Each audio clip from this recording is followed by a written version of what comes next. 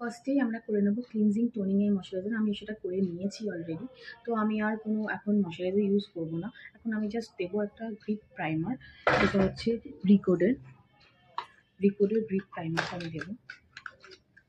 Hello সবাইকে।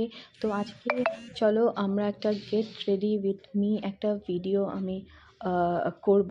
আজকে actually আমার একটা বিয়ে বাড়ি আছে, তো আমি ভাবলাম যে কেন আমি একটা গেট রেডি একটা ভিডিও করলে খুব ভালো হয়।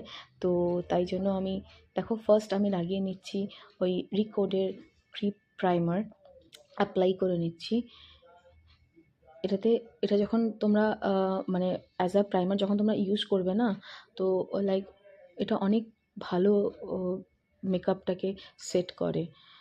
তো আমি তো রেকমেন্ড করব যারা মানে প্রফেশনাল মেকআপ আর্টিস্টও আছো তারা এই প্রাইমারটা ইউজ করবে।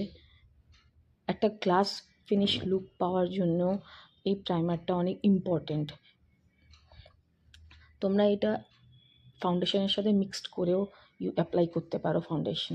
দেখো নেক্সট আমি ম্যাকের ফাউন্ডেশন নিয়ে নিয়েছি আমার শেড।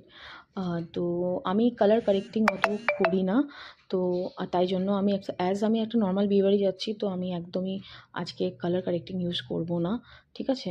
আমি একটু হাতের সাহায্যে একটু হালকা হালকা করে ফাউন্ডেশনও তোমরা দেখো আমি খুবই মানে কম লাগিয়েছি, আমি খুব একটা বেশি ফাউন্ডেশন লাগাই না। এবার আমি এই কনসিলার ব্রাশ দিয়ে একটু জাস্ট অ্যাপ্লাই করে নিচ্ছি।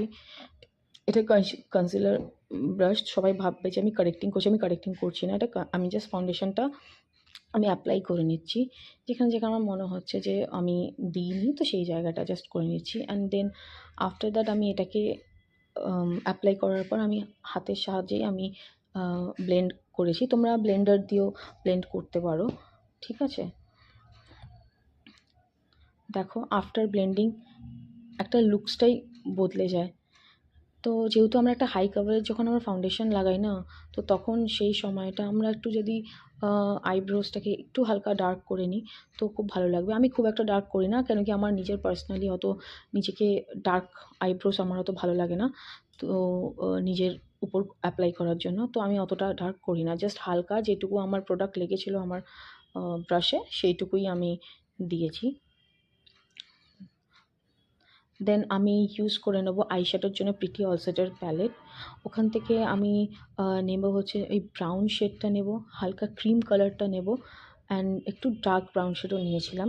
একটু আউটার কর্নার, আইয়ের আউটার কর্নারটা আমি একটু হালকা ডার্ক কালার দিয়েছি, ডার্ক ব্রাউন দিয়েছি, কেন আজকে আমি নিউড একটা মেকআপ